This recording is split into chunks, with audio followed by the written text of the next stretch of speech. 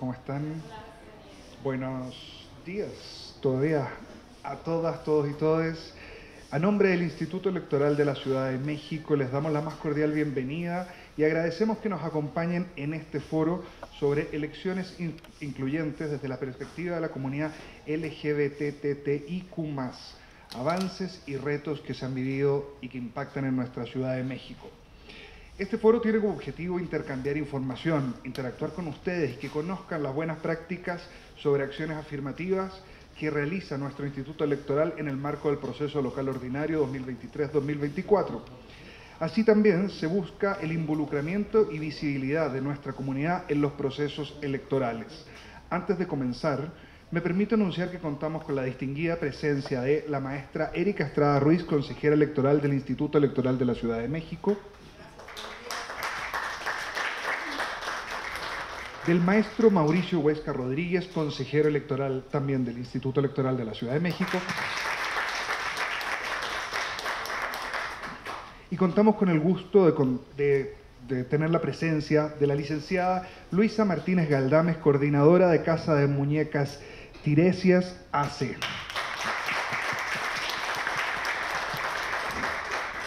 Asimismo nos acompaña la licenciada Fabiola Baleón Toksky, directora general de Jóvenes por una Salud Integral, AC. Y también acá al lado mío nos acompaña la licenciada Aley Ordóñez Rodríguez, directora fundadora de LEDECER AC.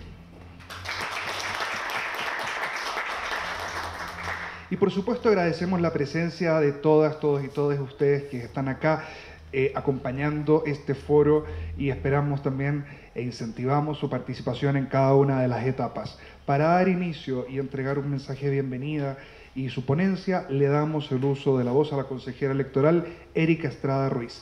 Adelante, consejera. Gracias.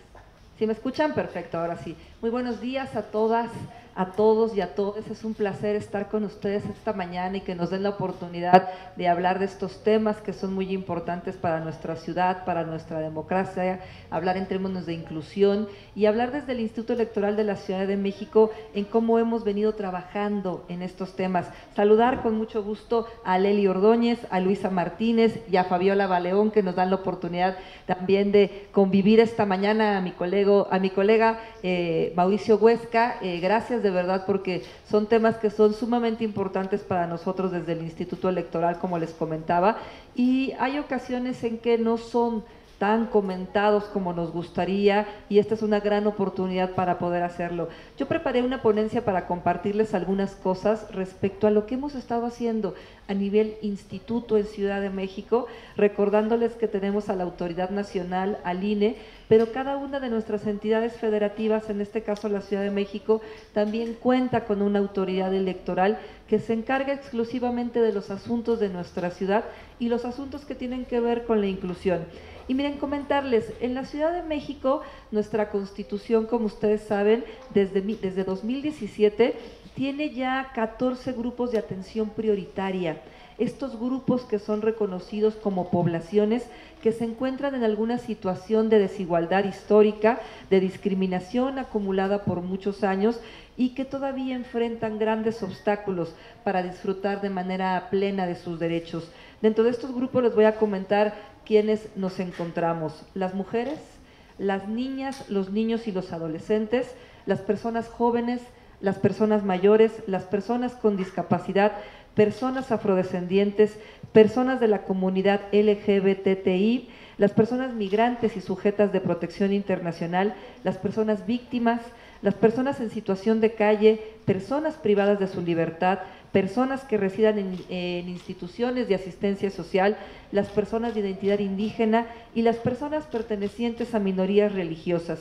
Así, miren, estos grupos son reconocidos en nuestra Constitución y nosotros como autoridades electorales trabajamos para implementar programas, acciones y en general todo aquello que sea necesario para visibilizar no solamente a estos grupos, sino también es qué vamos a hacer. O sea, ya sabemos que están ahí, hemos dado un pasito incluyéndolos en la Constitución, pero necesitamos hacer más. tomar medidas que puedan darles protección e incluirlos en donde históricamente no se ha podido tener un espacio. Ustedes saben que hay un grupo al que más se le ha dado, digamos, cobertura en las últimas décadas y en los últimos años, que es a las mujeres a través de las acciones afirmativas y ya en nuestra Constitución a través de la inclusión de la paridad, por ejemplo, que la tenemos en la Ciudad de México y en diversos cargos de elección popular. Sin embargo, miren, motivado a través de una reforma que fue del pasado 2 de junio del 2023 al Código de Instituciones, Procedimientos Electorales de nuestra Ciudad de México, que es la normatividad que nos rige, los partidos políticos, las coaliciones y las candidaturas están obligadas también a incluir por primera vez a personas candidatas que pertenezcan a otros grupos, como las personas mayores, a personas con discapacidad, personas pertenecientes a pueblos y barrios originarios o comunidades indígenas, afromexicanas, como les comentaba, y también de la diversidad sexual y de género. Los partidos políticos, a través de esta reforma, tienen la obligación de postular en sus candidaturas a personas que pertenezcan a alguno de estos grupos para que también puedan acceder a los cargos de elección popular y no se encuentren invisibilizadas como históricamente ha sucedido. ¿Qué pasa desde la autoridad electoral? Nosotros, ¿cómo reaccionamos ante este tipo de reformas? Desde el Instituto Electoral de la Ciudad de México, el año pasado, por ahí del mes de octubre, noviembre, si no me equivoco, Mau, aprobamos unos lineamientos para la postulación de las candidaturas en la Ciudad de México.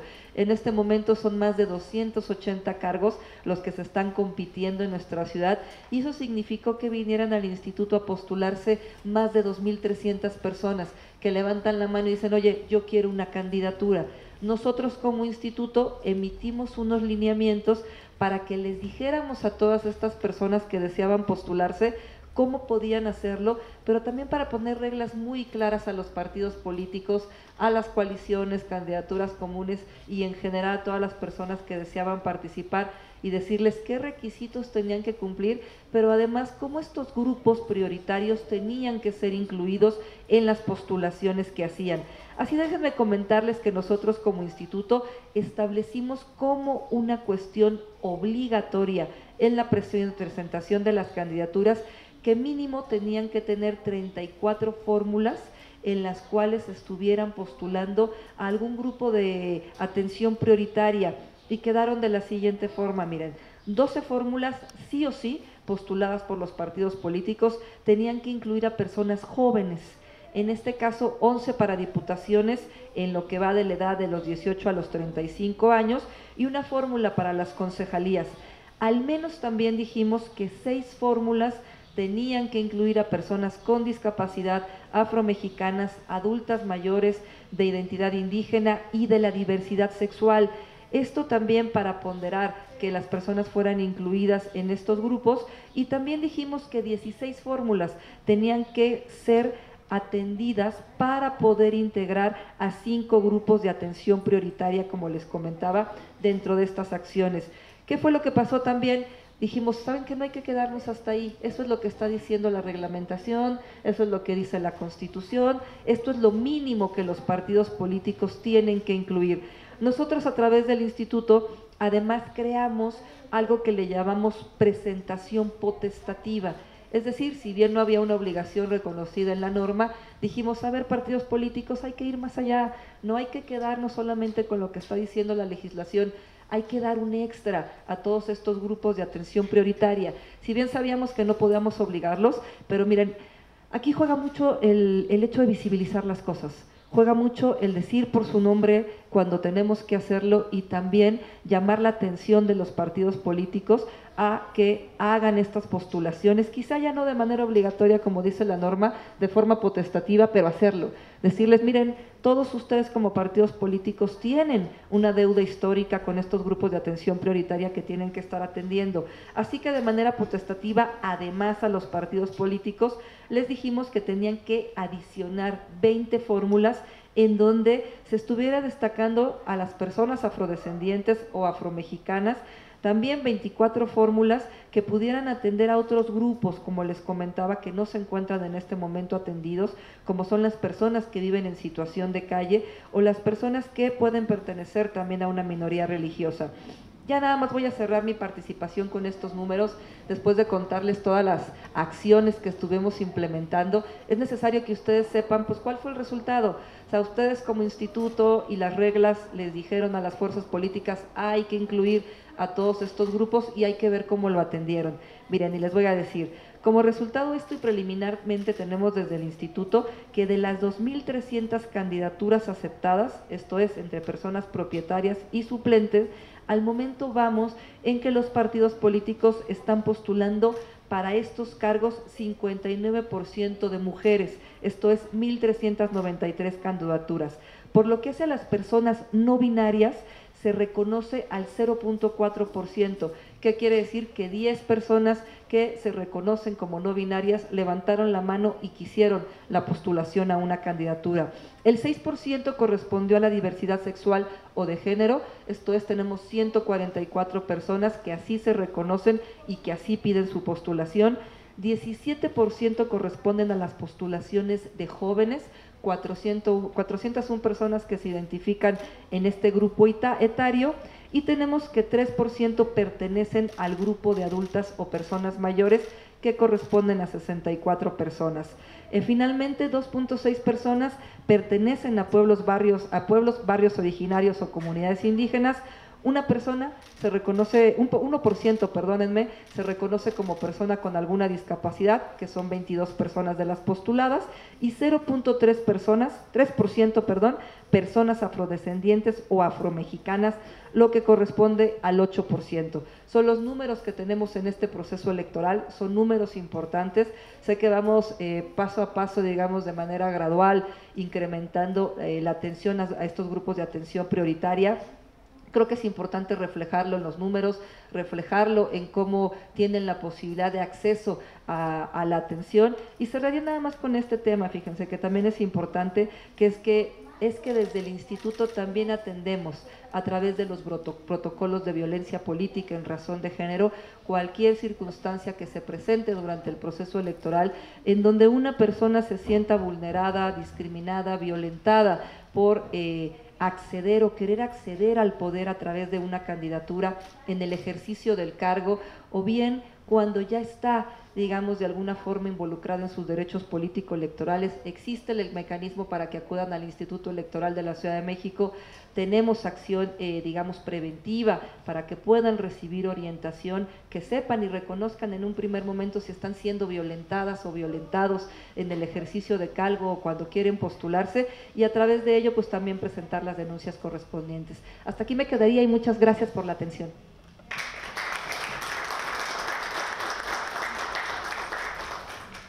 Muchas gracias, consejera. Le damos la palabra ahora para que nos dé también su visión y otras medidas que se han ido tomando a lo largo de los procesos electorales y en particular que se van a aplicar en este. Por eso escuchamos ahora al consejero electoral Mauricio Huesca Rodríguez. Gracias, querido Álvaro. Pues bueno, primero, muchas gracias a todas las personas que nos acompañan, tanto de manera presencial como en las redes sociales. Siempre valoramos mucho como autoridades que se hagan tiempo y espacio para poder acompañarnos. Desde luego también agradecer a Luisa, a Lelí y a Fabiola, quienes respectivamente vienen representando pues fuertes movimientos y organizaciones, instituciones muy importantes con las que incluso muchas de ellas el Instituto ha trabajado, Casa de Muñecas, desde luego, con las que ya el Instituto ha tenido una tradición de trabajo en otros procesos electorales. Jóvenes por la Integridad de Salud Mental, también agradecer también por esta participación y agradecer también por esta participación de poder tener a dos grandes instituciones de defensas de derechos humanos y derechos de identidad de género también.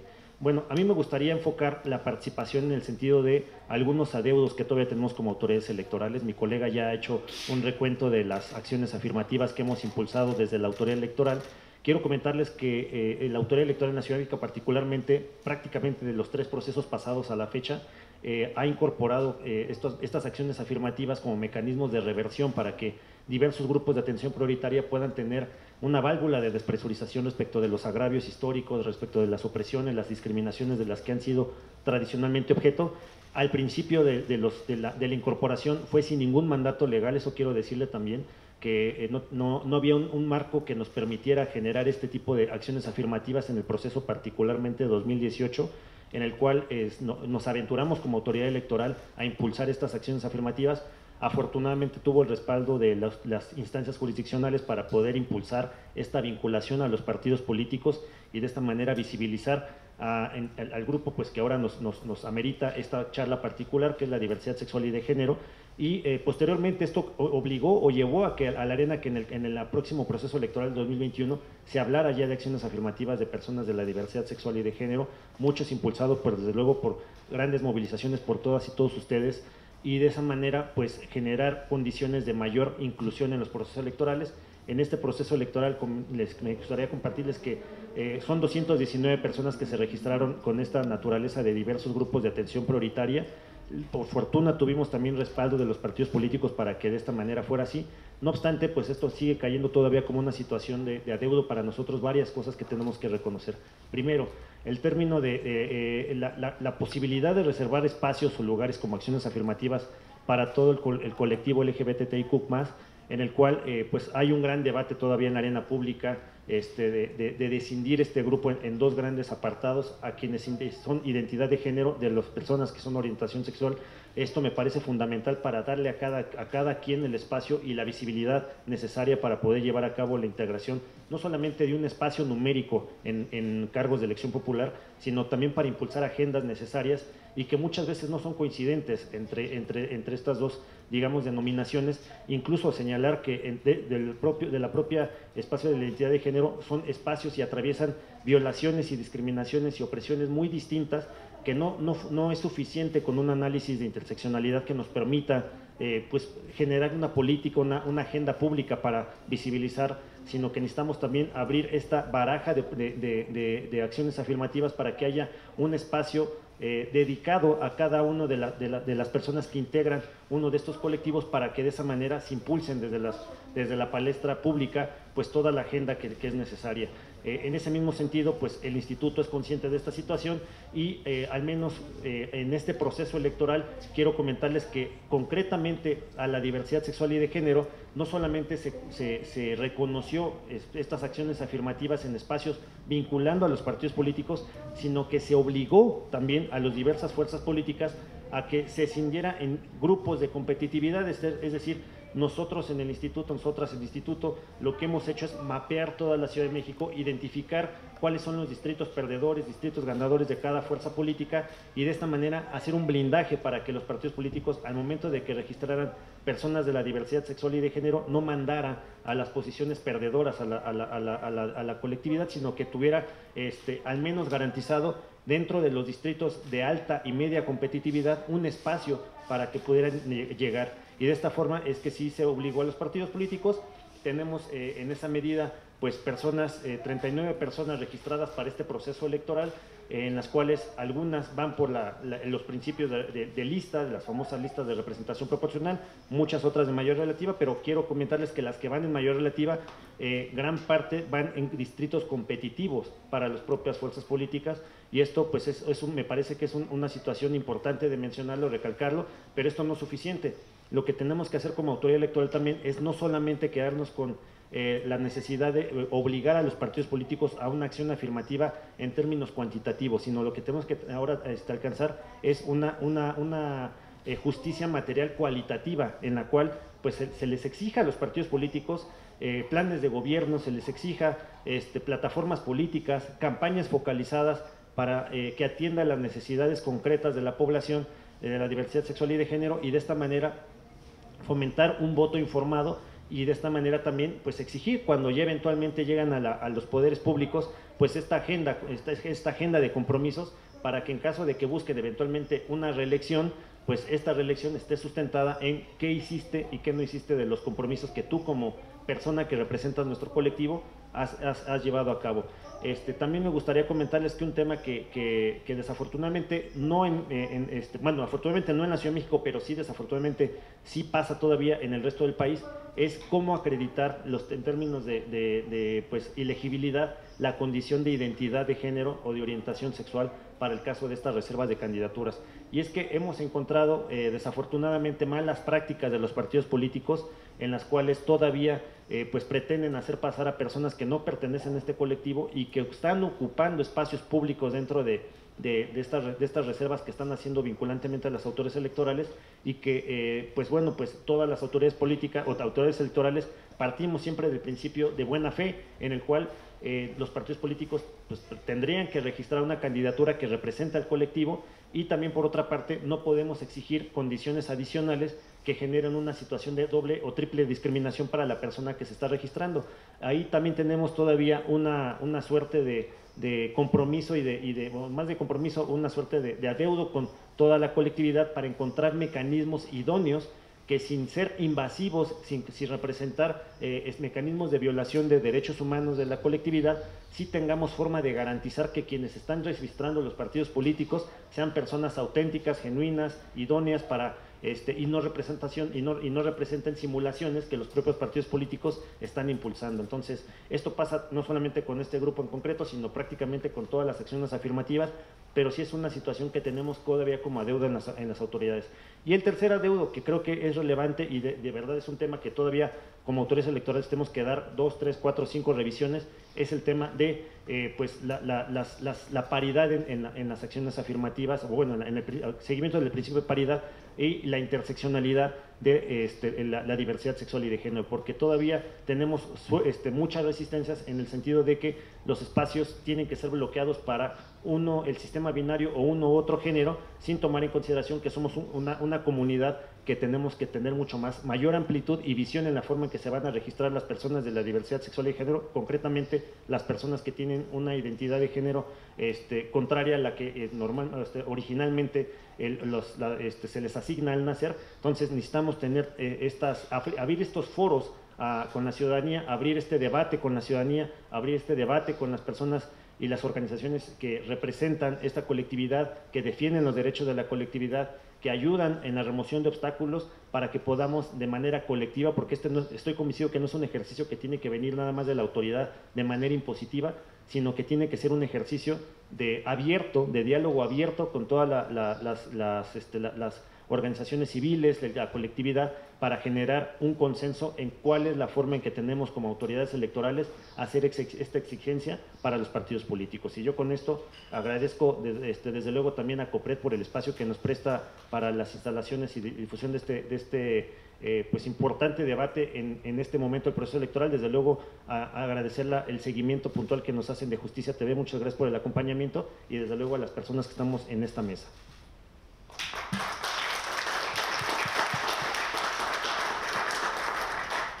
Muchas gracias, consejero. Y respecto de lo que nos ha comentado la consejera Estrada y el consejero Huesca, me gustaría preguntar si tienen alguna pregunta hasta acá. Si no, avanzamos a nuestra siguiente ponente y en los distintos intermedios les voy a ir haciendo la misma pregunta. La idea es que cualquier inquietud que tengan la puedan resolver y la podamos ir platicando.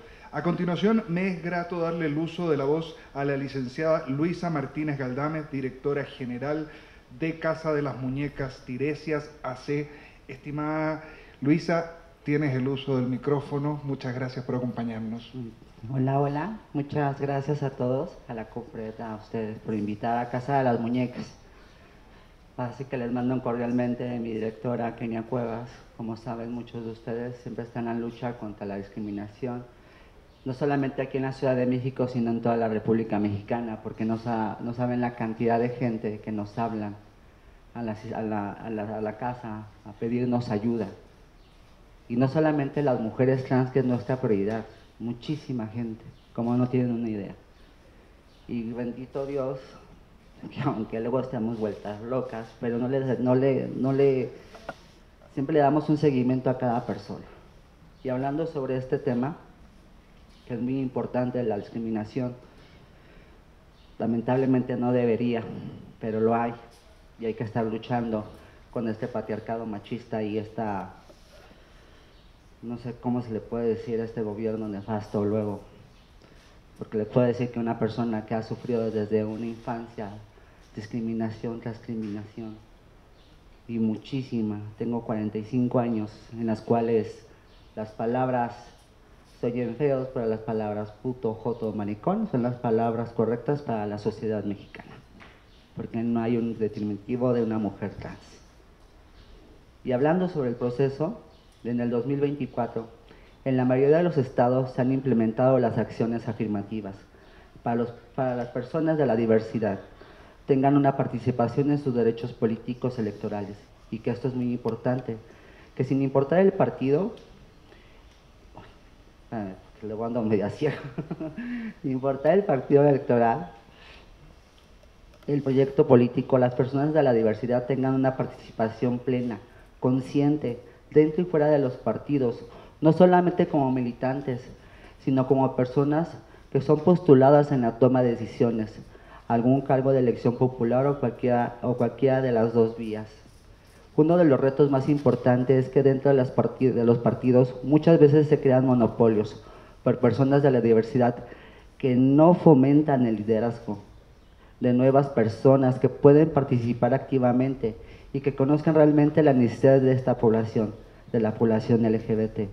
Más que otras, muchos de los partidos simulan estas postulaciones a estos partidos simulan estas postulaciones a estas acciones de inclusión. Y por tercera, en realidad los partidos no están fomentando los liderazgos en el sentido que no crean que estas personas pueden hacer política, que nazcan siendo políticos. Desde los partidos o dentro del activismo, el 100% de las personas que están postulados o con un partido a cargo, más de la mitad desconocen las necesidades reales de la población. En verdad no lo saben. Y aunque lleguen, no garantizan que van a trabajar la agenda de la diversidad, lastimosamente, como ha pasado muchas veces, que nos engañan, nos dicen, no los apoyo, y al final de cuentas nos dan una patada por el trasero. Comúnmente siempre es lo que nos pasa. Desde Casa de las Muñecas, uno de los temas que siempre hemos fomentado son los derechos políticos electorales, que independientemente del partido o del color, siempre estará apoyando a aquellos perfiles que aspiren a un cargo de representabilidad, pero que al aspirar a un cargo conlleva compromiso para accionar por la agenda. La Casa de las Muñecas es accionar y atender las problemáticas que día a día trabajamos en Casa Paola Buenrostro, es decir, que las mujeres trans logran tener una vida plena en todos sentidos, y no solamente las mujeres trans, que lamentablemente sí somos las más vulnerables de la comunidad LGBT, diario nos matan, y diario sufrimos discriminación, diario nos golpean, diario tenemos esto, diario tenemos el otro, más que otras poblaciones, ¿no? Más que los chicos gays y demás. Lamentablemente, la Ciudad de México, y no solamente la Ciudad de México, la República Mexicana, somos muy marginados y nos matan diario. Y esto es darle un apogeo, gritar y exigir también en los partidos políticos que hagan mujeres. Además tenemos 2 representantes en la Cámara, que es Lóbano y esta señora María Clemente, que al final de cuentas, bueno, luego hacen muchas cosas que no deben, pero pues es pelear. Y el simple hecho de que estemos representadas en los estados, que estemos representadas en los partidos políticos, porque no vemos muchos. Y aparte que los políticos o los partidos no nos permiten, porque ya ven que no nos bajan de cosas raras y demás, lamentablemente estamos en la lucha, pero que obviamente que vamos a estar lucha, y como dice Kenia Cuevas, si no grito, no me escuchan, y si no me escuchan, pues cierro calles, lamentablemente, y si cierro calles y no me escuchan pues mentamos madres también. Entonces les agradezco mucho y los invito a la Casa de las Muñecas.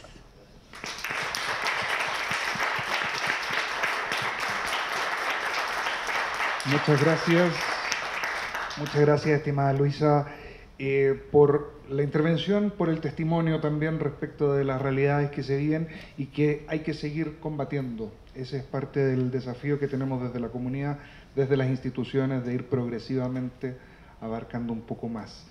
Les dejo la palabra si hay alguna pregunta hasta este punto. Vayan pensándolas, queremos más participación. Pero a continuación tenemos otra ponencia y me gustaría dejarle el uso de la voz a la licenciada Fabiola Baleón Toksky, directora general de Jóvenes por una Salud Integral. Estimada Fabiola, muchas gracias por acompañarnos también y tienes el uso de la palabra. Muchas gracias y gracias a COPRED, al instituto, a mis compañeros de esta mesa.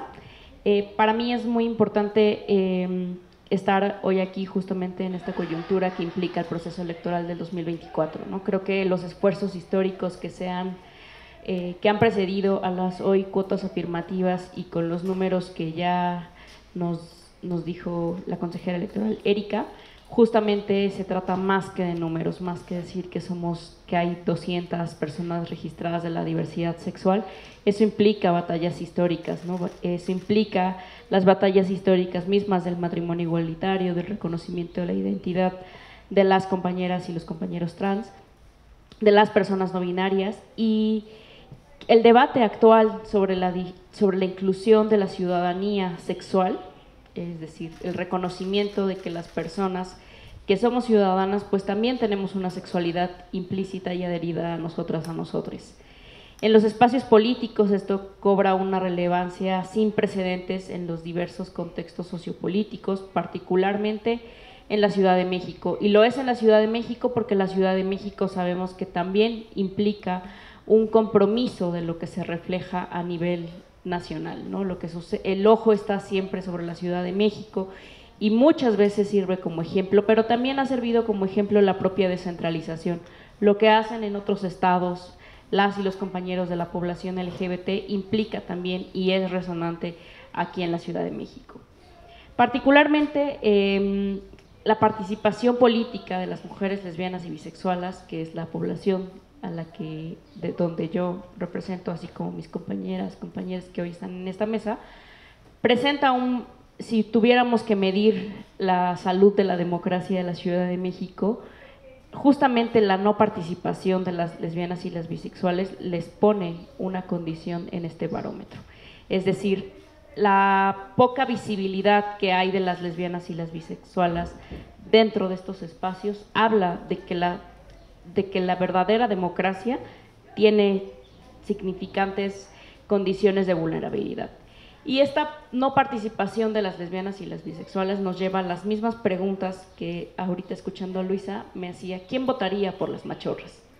Justamente pensando en que los espacios donde están las lesbianas y las bisexuales o los pendientes que hay es no estar solamente únicamente en las listas de representación proporcional, porque sabemos que eso requiere de pelear las estructuras, o incluso si están en las listas de representación proporcional, ¿en qué número de esa lista van a estar? Que realmente signifique que van a llegar a los congresos, que van a llegar a las concejalías, entre otras. Es necesario que nos presentemos un verdadero análisis sobre la situación actual de cómo estamos participando la población LGBT y sobre todo cada identidad. No podemos pensar que la población o la comunidad LGBT somos un mismo cúmulo con las mismas necesidades. Es necesario que se piense con las mismas realidades que tenemos distintas necesidades, mientras que, como lo mencionó Luisa, mientras las mujeres trans todos los días sobreviven a un mundo muy violento, las mujeres lesbianas ni siquiera somos consideradas porque somos completamente invisibilizadas en la lógica, ¿no? Como bajo esta doble discriminación de ser mujer o ser lesbiana, donde nos colocamos, presentamos diferentes lugares. La inclusión real se logra cuando las estructuras existentes se ajustan para reflejar y responder a la diversidad de la población, es decir, estas estructuras es la propia estructura de la dinámica electoral. Sabemos que presentarte las dinámicas electorales pues requiere de mucho colmillo también para saber quiénes son los candidatos, quiénes son las candidatas. Y esto implica a quién de las personas LGBT les están otorgando estos espacios. ¿Realmente a cualquier persona LGBT que levanta la mano le darían la candidatura? ¿O también se llena de otros procesos amañados, vulnerados o que condicionan estas estructuras en el ejercicio del poder, ¿no? Y así no voy a dar los ejemplos explícitos aquí, pero hace falta voltear de por qué ciertas personas nos representan en nombre de la población LGBT. Y que eso no necesariamente, la representación es solamente, debe quedarse en el marco de lo descriptivo, sino también de lo sustantivo y lo simbólico, ¿no? La representación política, dentro de sus múltiples dimensiones, no solamente debe quedarse en ya romper esta barrera de la representación descriptiva, sino ir más adelante con la representación simbólica y sustantiva de las agendas de las personas LGBT. En este mismo sentido, se celebran, se conmemoran y se van a seguir defendiendo las cuotas afirmativas, que hoy son una herramienta crucial para fomentar la inclusión política de las lesbianas y las bisexuales y de la población LGBT. Estas medidas no solamente aseguran un mínimo de participación de mujeres en las candidaturas, pero deben expandirse para incluir explícitamente a las personas de la diversidad sexual, garantizando así su representación en los espacios de tomas de decisiones. Sin embargo, tenemos que reconocer que para las lesbianas y las bisexuales implican no solamente barreras cruzadas por el género, sino por la orientación sexual, es decir, abonar al tema de la ciudadanía sexual. ¿Qué entendemos cuando pensamos en la ciudadanía sexual o mejor dicho, en el ejercicio de la sexualidad de las personas en todos los espacios de nuestra vida y sobre todo en el espacio político? Las características de la lesbofobia y la bifobia, particularmente aquellas derivadas de la violencia sexual, la precariedad económica, la no formación de la política y sobre todo la no visibilidad, es uno de los principales obstáculos para la participación efectiva de las lesbianas y las bisexuales en la política, principalmente por estos prejuicios que se manifiestan no solo en el ámbito social, es decir, no solamente el reto es enfrentar a la sociedad para que la sociedad vote por nosotras, vote por nosotros, sino que dentro de las propias estructuras políticas realmente se den estas candidaturas hacia estas personas. Que nos lleva a múltiples preguntas. Por ejemplo, en los partidos políticos cuyas ideologías, que también son históricas, han violentado los derechos LGBT, ¿por qué confiaríamos en esos partidos políticos para ir a posicionarnos por una candidatura? Ahí caben ciertas preguntas que para la democracia son importantes, ¿no? Cuando pensamos en una democracia, caben las preguntas también del otro lado, la ciudadanía. Estamos en representación proporcional porque eso garantiza nuestra participación, es una cuota afirmativa que nos va a garantizar. La pregunta es, ¿en qué momento las personas, la ciudadanía, también va a hacer el ejercicio reflexivo de que no se fijen en la identidad sexual de las personas y voten por nuestras propuestas, ¿no? Como constantemente en las campañas es no votes por el partido, vota por la mejor propuesta. Lo mismo sucede con las personas LGBT. Buscan primero menospreciar nuestras identidades, que si somos lesbianas, machorras y el conjunto de palabras que usan para denostar nuestras identidades, antes de votar por nuestras propuestas que realmente abonan a la inclusión. La pregunta sigue siendo que en este ambiente hostil, esto puede desalentar la participación activa y real, que reduce la visibilidad de las problemáticas específicas que enfrentamos en esta población LGBT. Muchas veces se dice, las lesbianas no participan porque no quieren, no queremos o no tenemos los elementos para estar presentes en estos espacios. No queremos o simplemente las propias estructuras nos llevan a otros elementos. Hace poco en Jóvenes por una Salud Integral tenemos un programa de participación que fomenta la participación política que se llama Políticas a la Calle. Y en este programa hemos tenido la oportunidad de tener diferentes estrategias, trabajando con la Junta Local del INE en la Ciudad de México, trabajando con otras compañeras que han tenido la oportunidad de trabajar como secretarias técnicas en diferentes congresos, y también nos hemos acercado a algunas personas, a los comités de diversidad sexual de los partidos políticos, y pese a las cuotas afirmativas, nos han comentado la cantidad de diferencias que existen para que les den las candidaturas a lesbianas y bisexuales, justamente porque a veces también es necesario que rescatemos que los hombres gays tienen mayores posibilidades que el resto de las poblaciones, porque la condición de género sigue estando presente dentro de estas particularidades. Por eso la invitación es a que no homogeneicen nuestras necesidades en este cúmulo de decir la comunidad LGBT, porque sí somos una comunidad que va a defender sus derechos, tenemos una agenda en conjunto, pero también tenemos necesidades particulares, y que también las condiciones de clase, raza, género son una particular en esta población LGBT. Que exista más visibilidad de los hombres gays dentro de estos espacios también es una pregunta que nos tendríamos que hacer en qué está pasando con el avance de la ciudadanía democrática.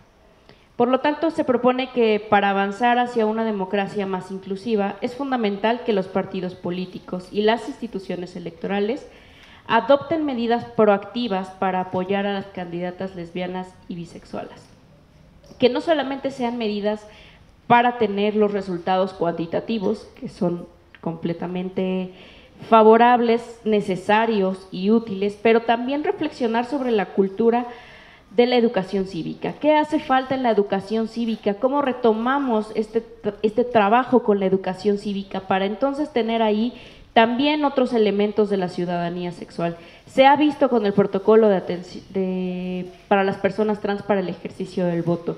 Es un reto que el funcionariado de casilla reciba esta capacitación.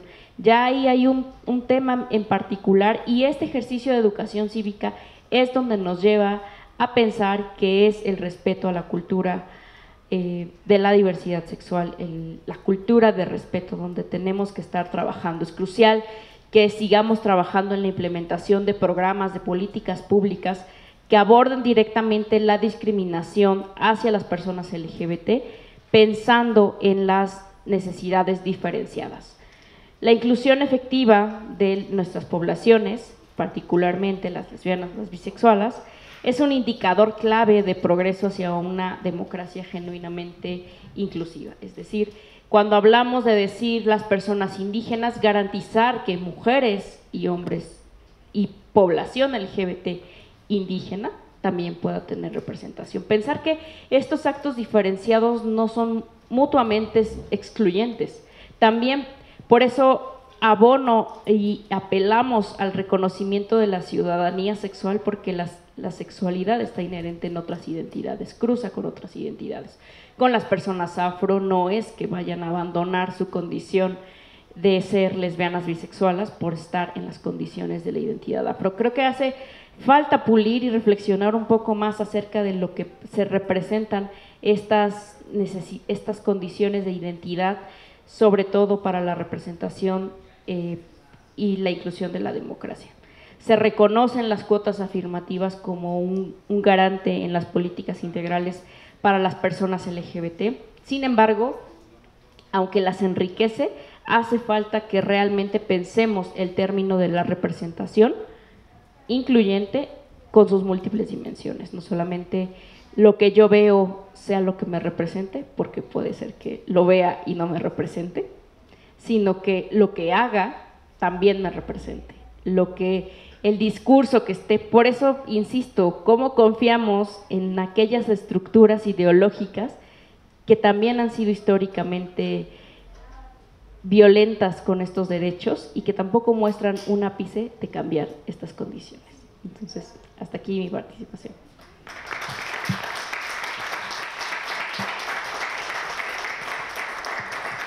Muchas gracias, estimada Fabiola, por la participación y por los temas que nos deja para reflexionar. Desde luego, la comunidad de la diversidad es diversa. Ese es un gran punto que nos pone, con diversas necesidades que se deben afrontar cada una en su contexto, en su realidad, en la persona con la cual estamos tratando. Por lo tanto, ahí nos quedamos con un importante desafío también que nos planteas. Y me gustaría, ya para cerrar la ronda de intervenciones y antes de abrir nuevamente el uso de la voz a todas, todos y todas ustedes, quiero dejar a la licenciada Alelí Ordóñez Rodríguez, directora y fundadora del EDESER, quien hoy día también agradezco que nos acompañes. He visto que has tomado mucha nota, tienes mucho que decirnos, así que sin más, por favor, el uso del micrófono es tuyo. Muchas gracias. Muchas gracias y sí, tanto que decir, tomaba muchas notas. Sí, sí, noté que sí estaba. Gracias. Sí, estaba haciendo notas sobre lo que mis compañeras decían y comparto en gran medida, ¿no? Los sentires, comparto que la población trans es, pues, quien enfrenta de forma más expuesta, más frecuente, más grave la violencia, y que tenemos que hacerle frente entre todos. Me parece súper admirable el trabajo de Casa de las Muñecas. También que las mujeres, personas gestantes y personas que somos leídas como mujeres, también brillamos por la ausencia, ¿no?, en los mecanismos de participación política de los partidos, en los congresos, en los espacios de toma de decisiones. Y también estoy de acuerdo con que se han implementado medidas y las celebro, ¿no? Al respecto, yo quisiera hablar particularmente de las cuotas, porque me parece que como acciones afirmativas, ¿no?, o sea, mecanismos para garantizar la participación de una población o unas poblaciones históricamente marginalizadas, para garantizar, o sea, literalmente es meter a la población históricamente marginalizada en la participación política. O sea, es prácticamente anticipar que de forma orgánica no se va a dar, y como no se va a dar, entonces se tiene que obligar, ¿no?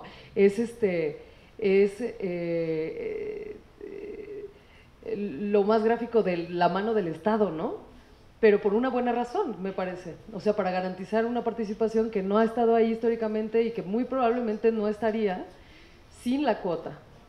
Las discusiones sobre las cuotas y sus pertinencias también son súper relevantes. A mí me parece que es muy importante entender las cuotas como una acción afirmativa, es decir, que es de naturaleza temporal, ¿no? Y que cuando se garantice que de forma, digamos, orgánica se consigue esa participación, entonces pues ya no hace falta una cuota, y ojalá que nuestro México pueda llegar en algún punto a ese estado, ¿no? Todavía no llegamos ahí, de hecho estamos apenas, yo creo que en la primera implementación, ¿no? O sea, justo recogiendo los primeros hallazgos de la implementación del prototipo, ¿no? O sea, ya decía la consejera que este primer intento fue 2018, no, decía 2018 sin tener normativa por una facultad potestativa, luego en 2021 ya incluido en la normativa, y ahora mismo ya se encuentra en los lineamientos para la postulación de candidaturas para estas elecciones de 2024. O sea que pasos hay dados muy buenos y muy importantes, y también mucho que revisar al respecto sobre cómo funcionó.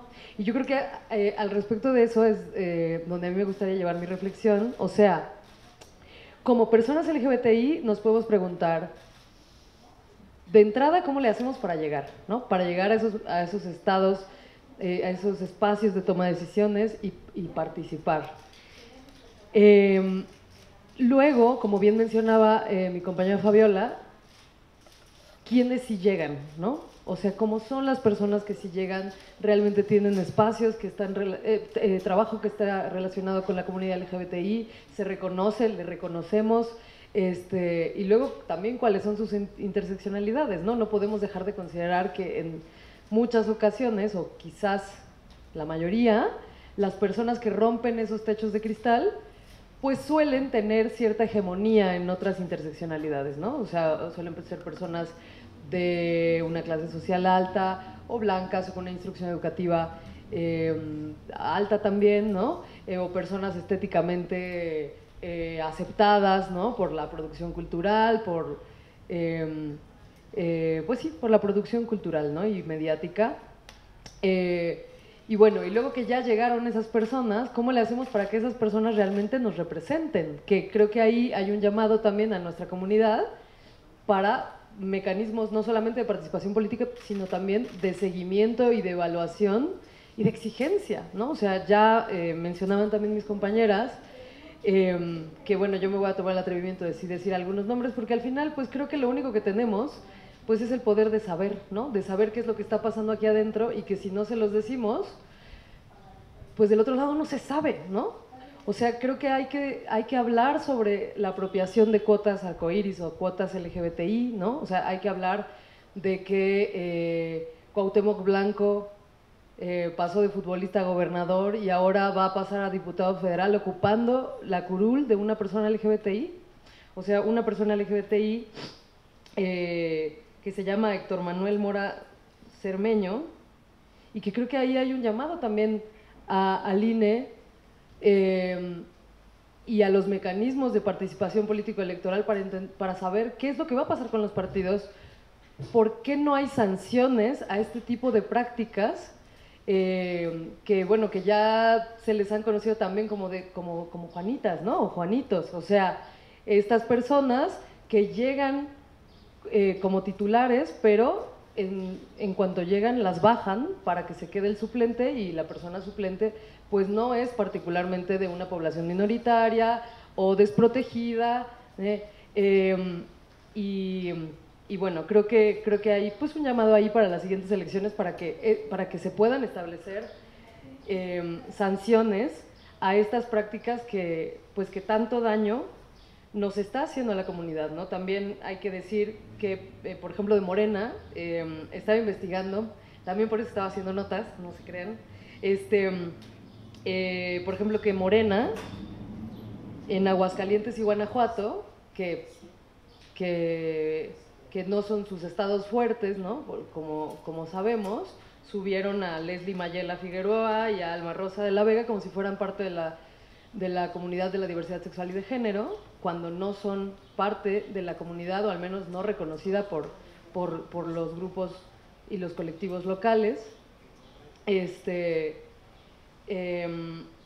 Y bueno, y tenemos el caso gravísimo también de la coalición del PAN-PRI-PRD en Yucatán, que está apoyando la candidatura además al Senado de una señora que se llama Katia Bolio, que no es parte de la comunidad LGBTI y que de hecho es una señora heterosexual que está casada, que tiene sus hijos, pero que está entrando como por parte de esta cuota, y pues ahí sigue, ¿no? Impune. O sea, creo que estos primeros síntomas, ¿no? Se daban en 2021, por ejemplo, en la usurpación de candidaturas a compañeras Mushe, ¿no? En Oaxaca, en fin, o sea, esto es algo que ya se ve, que se viene dando, que tenemos 3 años viendo y que se está repitiendo en estas elecciones. Entonces creo que el llamado ahí es qué vamos a hacer para las siguientes. Y yo creo que algo que me gustaría dejar en la mesa, perdón, porque creo que alguien le urge hablar conmigo,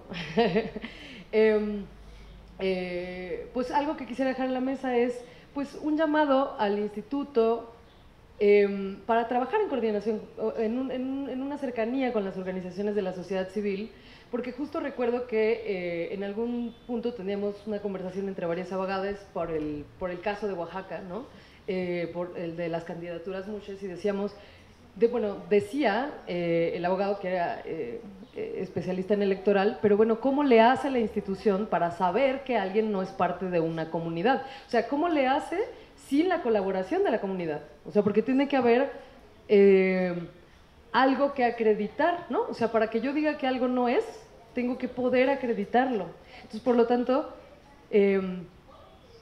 hay un llamado a la participación política de las organizaciones de la sociedad civil, ¿no? O sea, no vamos a estar colegiados, probablemente no vamos a tener una suerte de acreditación, pero creo que sí hay muestras, ¿no? Por ejemplo, las redes sociales, no podemos sostener que una persona es trans, aunque diga que está súper deconstruida, ¿no? Si su expresión de género es cisgénero y se está incluyendo por una candidatura arcoiris/LGBTI, ¿no? Y creo que, bueno, ahí queda un llamado para la coordinación, para la participación en conjunto, para las siguientes elecciones, también un llamado a nuestra comunidad para los mecanismos de seguimiento, ¿no? O sea, ya lo... Ay, qué pena. ¿Se los puedo dar? Perdón. Perdón, es que sí, a alguien le urge algo, pero bueno, no llegó en buen momento. Los mecanismos de seguimiento. Creo que hay mucho que preguntarnos en cuanto a si ya llegamos a estos espacios de toma de decisiones, ¿cómo le hacemos para que quienes ya llegaron cumplan realmente con lo que necesitamos? O sea, sí persigan una agenda, ¿no? Sobre todo si están llegando como parte de una cuota de representación política. Digo, en este momento tenemos varios ejemplos de personas LGBTI que están ocupando espacios, curules legislativas, y que estas participaciones distan mucho de ser lo que deberían, ¿no? María Clemente en la Cámara de Diputados, Salma, Celeste Asensio, o sea, que es una diputada que abiertamente es lesbiana y no tiene una agenda lésbica en lo absoluto, y que ahora es candidata plurinominal al Senado como una minoría. Entonces, ok, si ya está ahí, bueno, entonces hagamos que realmente esas candidaturas cumplan con lo que necesita la población a la que están representando, ¿no? O sea, si hay una curul que está siendo verdaderamente problemática, como las hemos tenido, ¿no? Creo que tiene que haber mecanismos de seguimiento para que reconduzcamos esa participación, porque creo que lo merecemos como comunidad. También creo que queda mucho que decir, deja mucho que desear la reciente creación del Parlamento LGBTI del Congreso de la Ciudad de México, ¿no? Que parece que no ha dado muchos resultados. Y creo que lo último, bueno, sí quisiera hacer una mención también de la participación en los partidos. O sea, creo que las personas, dejen ustedes las mujeres trans, lesbianas, bisexuales y no binarias, las personas LGBTI en general, creo que la tenemos bastante difícil en los partidos políticos. No lo digo por experiencia propia, porque yo soy parte de una organización de la sociedad civil y no tenemos vinculación partidista, pero lo sé porque lo he visto, porque conozco gente que es LGBTI que está participando en partidos, y veo cómo definitivamente no les dejan pasar, ¿no? O sea, está el caso de Juan Pablo Delgado de Movimiento Ciudadano en Guanajuato, está el caso de Aurelien Guilabert en Ciudad de México, Laurel Miranda en Movimiento Ciudadano. O sea, gente que tiene el interés, las ganas, la voluntad de ser parte de estos espacios, de llegar a una curul que tiene agenda, ¿no? O sea, que tiene agenda política, legislativa, LGBTI, y que simplemente no la dejan pasar, ¿no? Y por el otro lado tienes gente que llega con el cobijo de la comunidad pero no está respondiendo. Ana Francis, Marisol Gacé, las diputadas que ya habíamos mencionado. Por el contrario, tienes a quienes sí persiguen la agenda y les van cortando la participación, incluso en su partido, como Temístocles Villanueva, ¿no? O sea, que yo creo que hago mención que no pertenezco a partidos, además no le voy a ninguno, pero sí creo que destaca que el diputado Temístocles pues sí tiene una agenda LGBTI y es abandonado por el partido, ¿no? Entonces creo que ahí pues hay un llamado grande a nuestra comunidad también, porque estamos en una transición, ¿no? Siempre estamos en movimiento, y al principio creo que había un activismo de la supervivencia, ¿no? ¿Cómo hacemos para que no nos levanten, nos maten, seamos víctimas de las detenciones arbitrarias? Y de pronto hemos ido transitando a un activismo más de la dignidad, de acceso a derechos, ¿no? de ocupación dentro de los espacios de participación política. Y ahora que tenemos los primeros intentos y los primeros hallazgos, pues queda mucho por hacer, pero yo celebro que tengamos esta conversación porque creo que es el principio de un trabajo de un trabajo de seguimiento súper bien hecho y muchas gracias por tener esta iniciativa al instituto.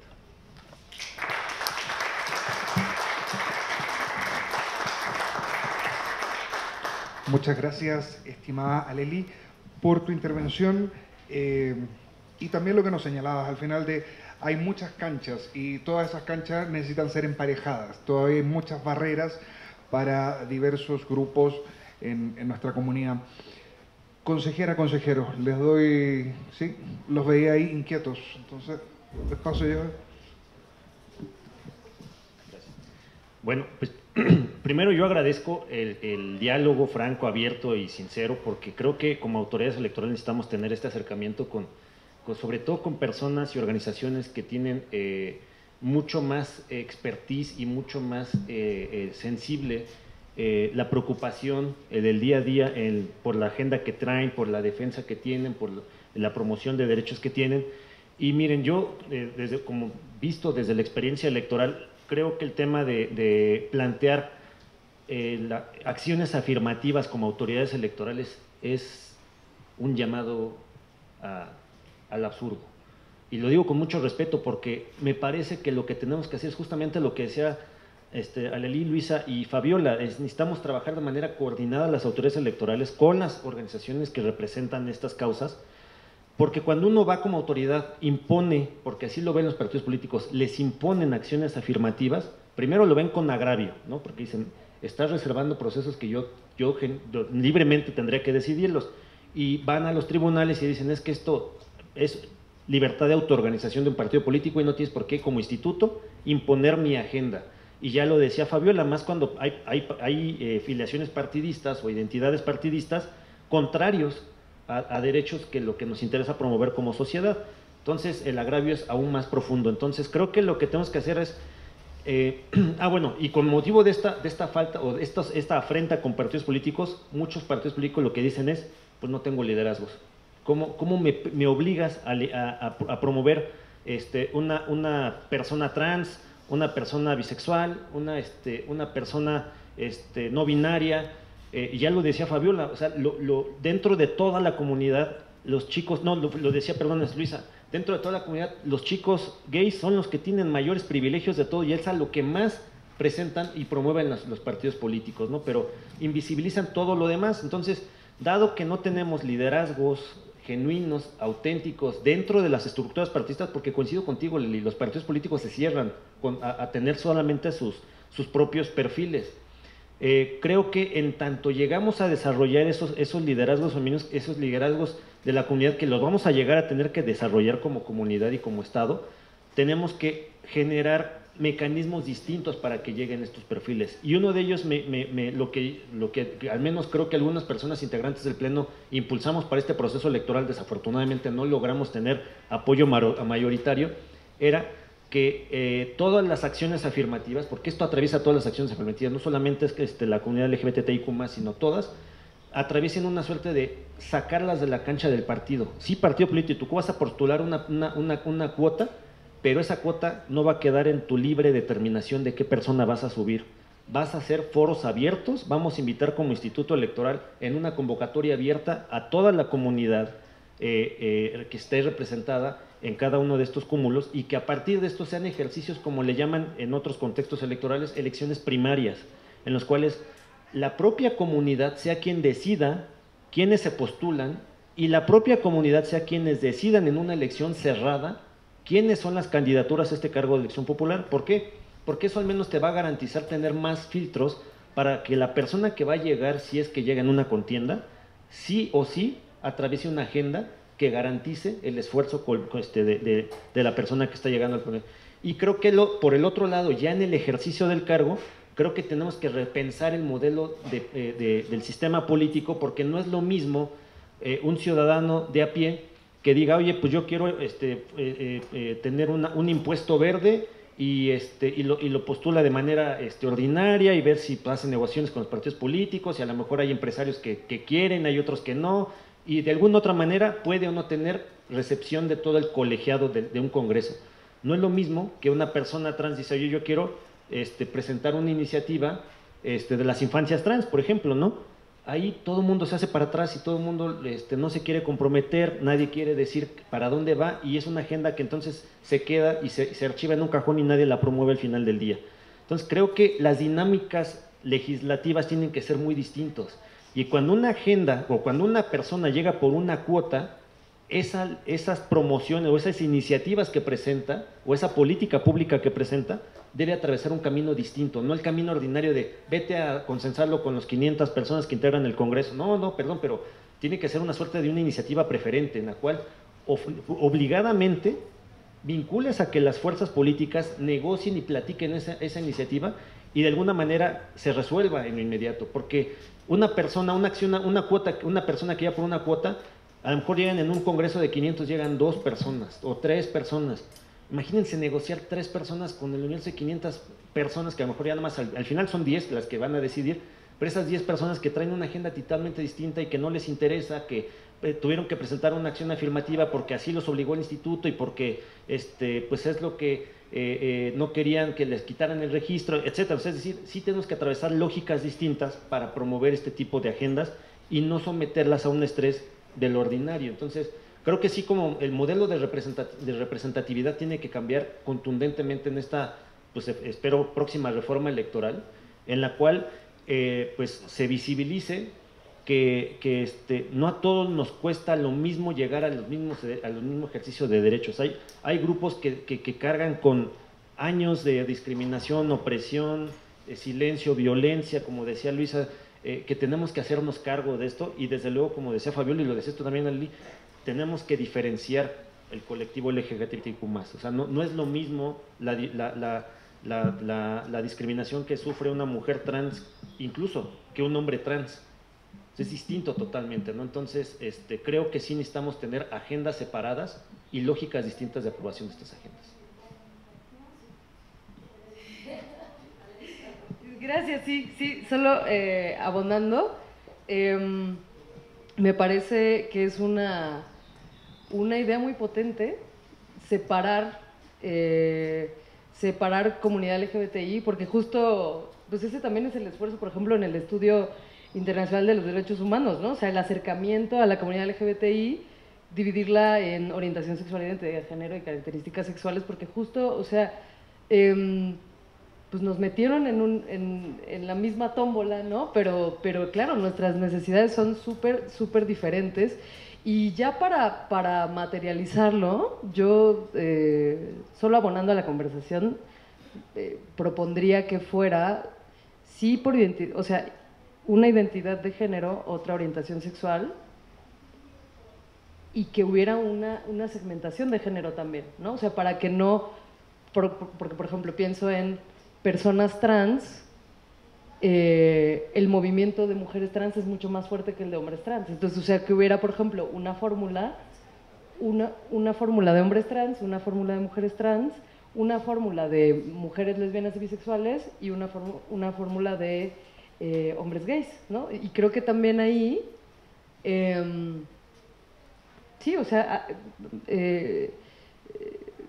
como poniendo cajoncitos, ¿no? Podemos garantizar una participación mayor. Ahí creo que mi duda sería qué haríamos, qué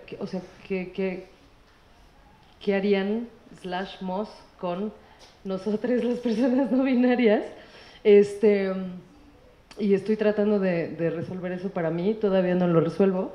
Y una última cosa sobre personas no binarias, yo sé que no es particularmente con ustedes, es más con el INE, ¿no? Porque es de credencial de lector, pero fíjense que yo no he cambiado mis documentos justo porque en la EDESER damos ese acompañamiento y la verdad es que es un fandango. Entonces, yo a mí misma me dije como, híjole, nada más que ya esté como más planito el piso y ya lo cambio.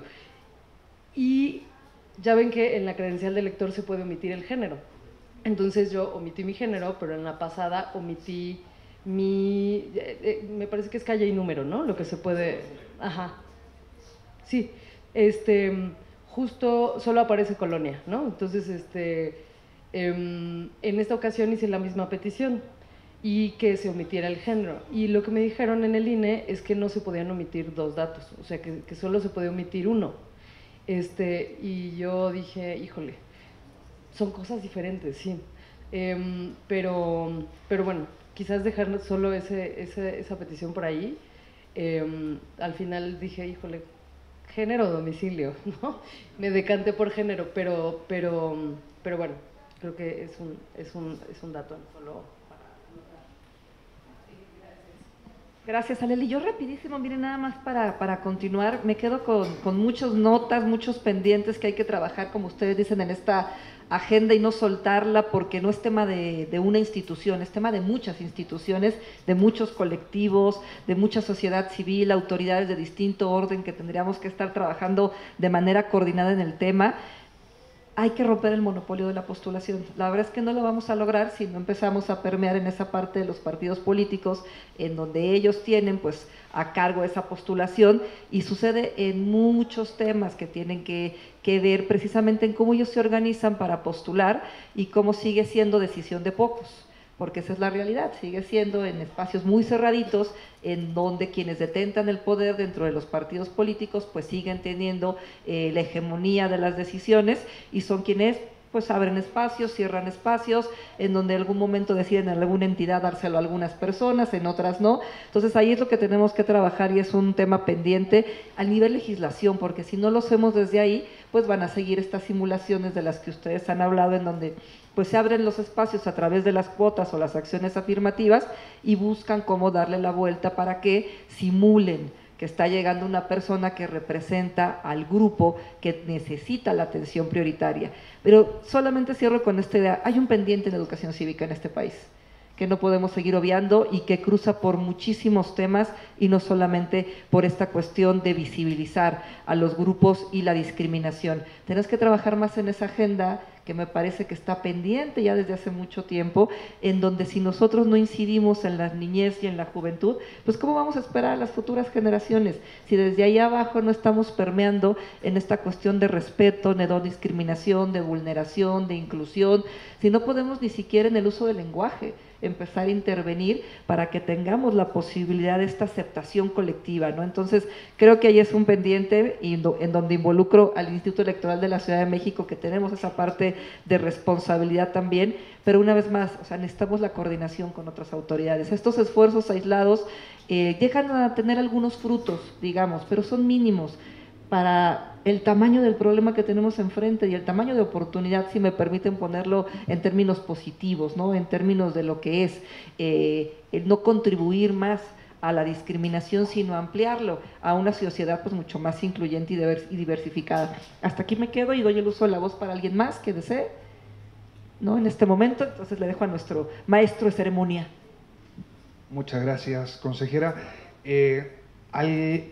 Por aquí ya tenemos a alguien. Vamos a ver si nos ayuda con el micrófono. Muchas gracias. Gracias, buenas tardes. Soy Lorena Sánchez, reportera de Justicia TV de la Suprema Corte.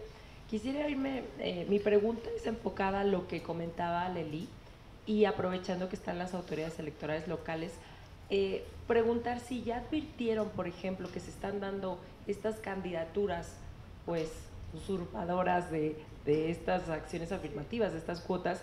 ¿Existe un mecanismo para bajarlas? O sea, un mecanismo que pudiera denunciarse ante la autoridad electoral y que se bajaran, con qué argumentos, es lo que quisiera saber. Y porque estos casos, como bien mencionaban la y el consejero, pues llegan ante los tribunales locales, ¿no?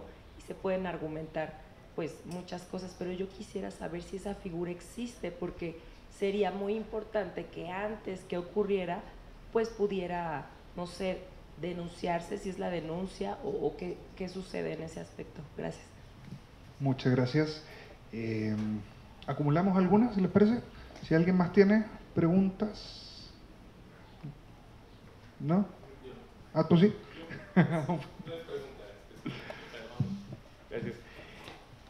Perdón, siempre estoy un poco de metiche, pero ¿saben qué? Que yo un poco como represento a esta sociedad machista que me parece muy triste, que es una sociedad machista en la que todo el tiempo estaba accionando como en contra de primero las mujeres. Y bueno, no se hable de cuestiones de gays y todo este tipo de situaciones.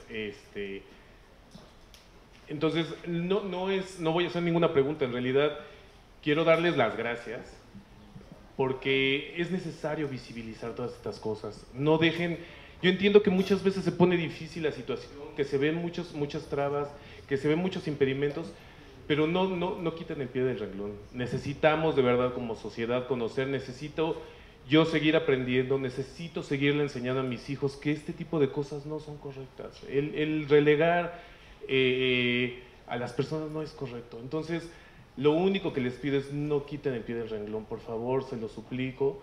Necesitamos seguir aprendiendo más de todos estos temas, necesitamos seguir enseñándoles, como dice la consejera Erika, seguir enseñándoles a las infantes, para que no vengan con esta carga de conocimiento como la que me pasó a mí, ¿no? Que vienes y tienes que estar peleando con los tíos, güey, pero no me parece correcta tu forma de pensar, ¿no? Y de todos modos tienes que estar ahí lidiando. Entonces necesitamos visibilizar, necesitamos hacer más. Ustedes, por favor, no dejen de levantar la voz, no dejen de seguir metiendo las impugnaciones en el momento correcto para que ya esto cambie. Porque sí está bien triste que tengamos que seguir peleando con lo que nos están dejando. Generemos una nueva inercia y una nueva generación y dejemos esa sociedad retrógrada que no nos dejaba nada más que estar relegando gente y que el grupo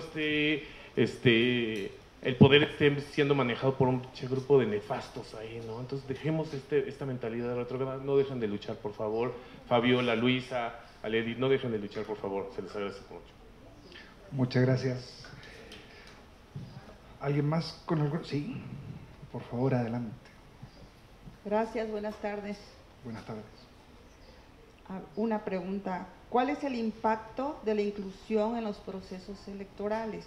¿Y cómo podemos lograrlo para próximos procesos? Porque pues ahorita ya estamos a la vuelta de la esquina. Muchas gracias. ¿Les parece? Vamos a dar respuesta y parto contigo, Leli. ¿Qué te preguntaron? ¿Sí? Voy para lo de los juicios y después paso el uso de la voz. Miren, hay dos momentos distintos en donde la autoridad electoral interviene cuando se está registrando una candidatura. Respecto a estos requisitos, la autoridad toma la buena fe. Eso es lo que hacemos en un primer momento. Llega alguien, se autoescribe, dice yo pertenezco a este grupo y nosotros lo que hacemos es no dudar, porque estamos hablando de la sexualidad, del género de una persona que dice yo pertenezco a este grupo, quiero que me inscriban de esta forma. Y nosotros otorgamos el registro, una vez que cumplen además con otras cosas que nos marca la legislación. Ese es como el primer paso, creerle a la persona. Pero una vez que nosotros otorgamos el registro, se puede impugnar a través de un juicio ante las instancias jurisdiccionales o a través de una denuncia ante el Instituto Electoral de la Ciudad de México, en donde nos digan, oye, eso no es cierto.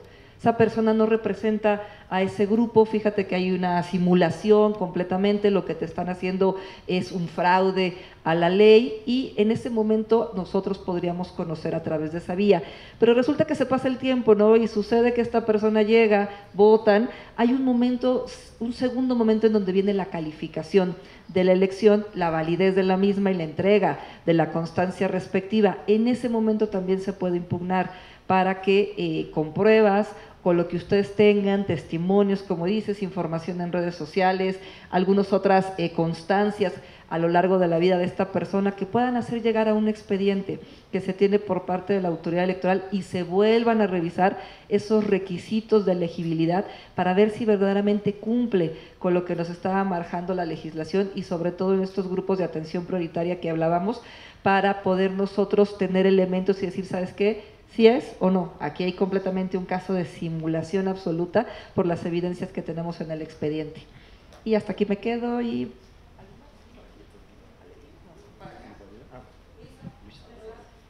Sí, yo nada más quisiera hacer un consejo, porque antes de gritar, antes de señalar, antes de mofarse de una persona trans, ponte tan siquiera 15 minutos en mis zapatos. 15 minutos para ver si tienes lo suficientes para aguantar todas las tonterías de mucha gente. Para aguantar el cómo se ríen de ti, cómo te señalan, cómo se mofan. Nada más, se los juro, con 15 minutos comprenderían todos los 45 años que he estado con eso, que he estado con psicólogos psiquiátricos, porque sí, es un desgaste emocional y físico estar peleando contra una pinche sociedad tonta, una sociedad que no entiende, una sociedad que muchas veces da asco, porque cómo critican, pero no se fijan en el espejo, y cómo es más fácil señalar a otra persona y no ver lo que haces tú. Aquí no ve, cada uno de ustedes, toda la gente, la sociedad no ve lo que realmente sufre una mujer trans, se creen imaginar, pero no saben. Marginadas desde el seno familiar, y estar viviendo rechazo tras rechazo y vivir con eso, vivir y existir y poder sobrevivir a esta selva de changos. Y con la gente mediocre que tenemos en todo, hasta un presidente que nos dice, los hombres vestidos de mujer, que no tengan esa inclusión. O sea, verídicamente, les invito a sociedad mexicana. Yo soy una mujer trans, yo solamente quiero vivir en paz, yo solamente quiero respirar en paz, yo solamente quiero los mismos derechos que tú tienes. No te hago daño, no se te pega lo puto. Aquí en verdad, o sea, dense, por favor, dense esa oportunidad de conocer qué son verdaderamente las mujeres trans, dense la oportunidad, como dijiste tú, que emprenda, que puedas enseñarle a tus hijos qué es lo importante, porque muchos padres desde una infancia que te enseñan machismo, y que los putos jotos, o sea, edúquense. Hay tantos tutoriales, hay tanta gente, hay tantas personas como Kenia Cuevas, como imagino Fabi, Aleli, o sea, que les pueden dar un curso de capacitación en cualquier empresa de inclusión. Y el poder dirigirse a una persona trans, una persona binaria, una persona lesbiana, no sé, señores. Hay tantas cosas, hay tantos tutoriales, hay tanta información. Porque yo no la tenía a los 45 años, cuando tuve a los 6 años una disforia de género, porque pensé, o sea, porque soy hombre, porque tengo un pene y no una vagina. Y haber sido violada por un tío a los 6 años. O sea, es lo que no ven ustedes. Y bien fácil para ustedes, ahí va el joto, el puto, ahí te hablan, güey, porque esas son las palabras. Y me da una impotencia y un coraje porque, no, como les dije, no saben la cantidad de personas que no saben. No saben la cantidad de gente de toda la República Mexicana. No tengo derechos en mi estado, no tengo derechos. No tengo derechos, me quieren matar, ayúdenme, ayúdenme. Es la impotencia muy, muy fuerte, en que queremos ayudar a todas y lamentablemente no hemos ayudado a las que realmente ya están en un panteón. Pero también gracias al esfuerzo de Kenia Cuevas, a las alcaldías de Iztapalapa y de Neza ya tenemos un mausoleo para que nuestras hermanas no se vayan a una fosa común y tengan un espacio donde puedan descansar en paz. Hasta eso, bendito Dios, nuestra directora, mi jefa y mi admirada y mi ejemplo a seguir, Kenia Cuevas, lucha hasta por eso, hasta por tener una muerte digna para cada una de las personas, para cada una de sus hermanas e hijas, o mamá, como yo le digo a ella. Porque es la única persona que a mí me ha dado ese abrazo, que lamentablemente mi familia no me la dio. Muchas gracias.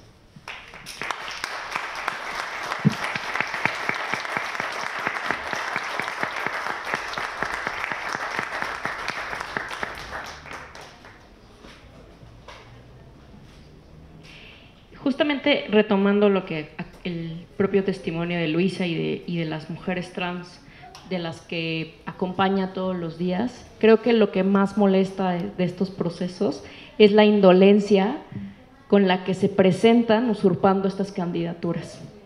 Lo que es molesto es, entiendo tu coraje, porque justamente somos personas señaladas todo el tiempo con diferentes palabras denostativas que con los años hemos reivindicado, que nos ha costado trabajo, esfuerzos políticos, la representación de muchas personas. El impacto que tiene estos procesos electorales es cambiar la narrativa sobre cómo nos vemos, y es lamentable porque los mecanismos que hay nos juegan, es como esa arma de doble filo, ¿no? Como sabemos que es la autodescripción, pero al mismo tiempo esas personas que usurpan esos lugares utilizan nuestros mismos discursos, utilizan nuestros mismos discursos, nuestras mismas demandas, nuestras mismas agendas, las mismas palabras para decir que sí son personas, sobre todo con las personas no binarias, ¿no? Como justamente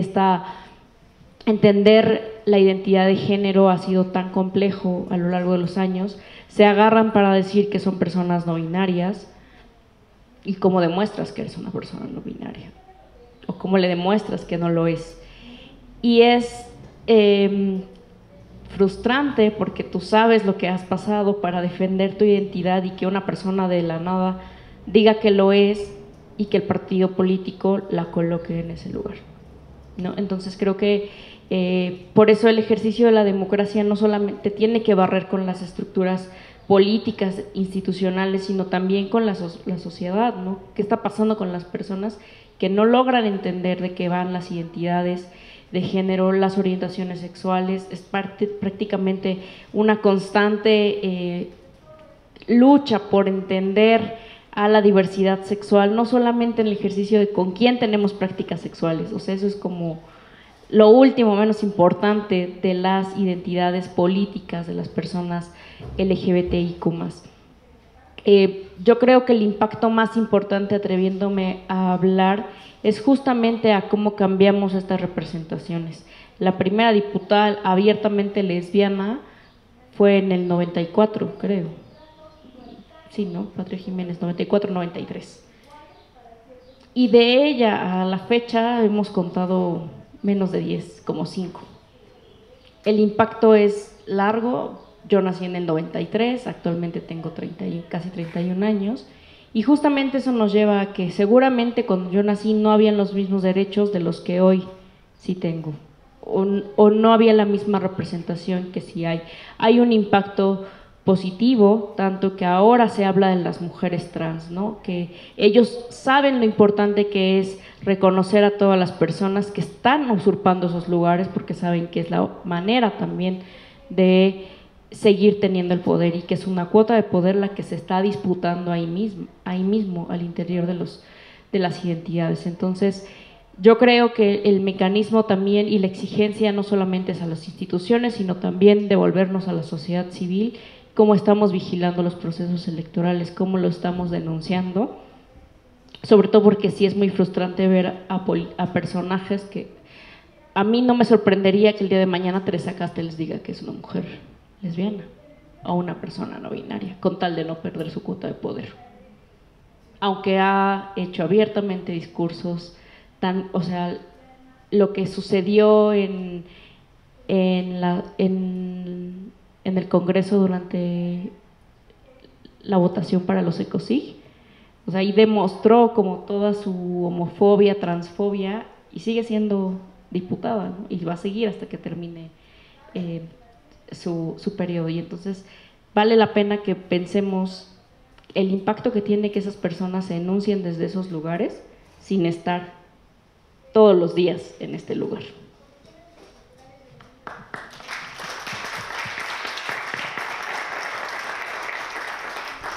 Muchas gracias, estimada Fabiola.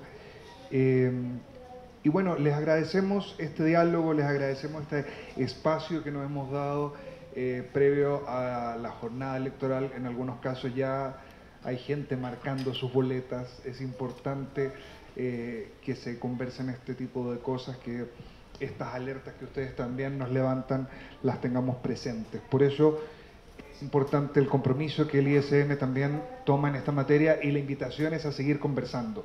Hay ejercicio de presupuesto participativo, aquí también están nuestros compañeros de participación, donde, por ejemplo, para el ejercicio 2023-2024 que se hizo hace un año, se incluyó la cuota o la concepción de personas no binarias en distintos tipos de selecciones que habían que tenían el criterio de paridad. Entonces hay procesos, hay desafíos que el instituto está tomando por mutuo propio, desde las consejerías, desde el trabajo que las direcciones ejecutivas están haciendo y nosotros desde Vinculación siempre muy contentos y contentas y contentes de poder llevar estas reflexiones y las reflexiones y el trabajo de la sociedad civil organizada a los órganos electorales y a nuestras redes. Así que de verdad muchas gracias por participar. Quiero también agradecer especialmente a la maestra Geraldina González de la Vega, titular del Consejo para Prevenir y Eliminar la Discriminación en la Ciudad de México, por brindarnos este espacio, por abrirnos las puertas y poder realizar esta plática acá. Y por supuesto agradecer a nuestra consejera Erika, a nuestro consejero Mauricio, por darse el espacio y por el compromiso que acá firmamos para seguir abriendo nuevos espacios y nuevas pláticas. Así que de verdad quedamos en contacto y atentos a lo que nos puedan señalar. Agradecer a las asociaciones civiles, Casa de Muñecas, Tiresias, agradecer al EDCRC, agradecer a Jóvenes por una Salud Integral por compartir sus experiencias, que en muchos casos también son experiencias personales, por lo tanto agradecer la confianza que nos han tenido en poder venir a esta mesa y platicar. En nombre del Instituto Electoral de la Ciudad de México queda la invitación a que sigamos en contacto, queda la invitación a participar en estas elecciones que son nuestras y agradecemos su participación en este foro. Que tengan una muy linda tarde. Gracias.